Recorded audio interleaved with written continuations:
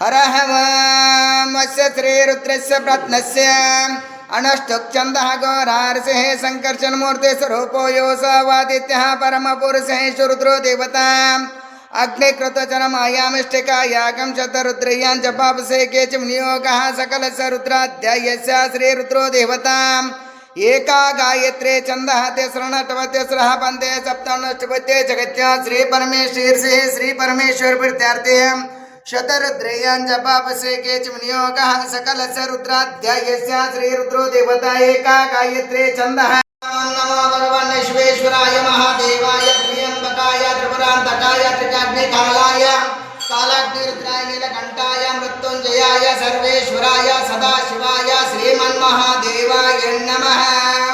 ओम श्री गुरु मणिवालेश्वराय नमः। ओम श्री गुरु सिद्धलिंगेश्वराय नमः। जय मंगलम जय नमः पार्वती पते शिवाय नमः। 1947 विश्वावसुनाम संवत्सरे माघ मासे शुक्रवासरे शुभ नक्षत्र शुभयोग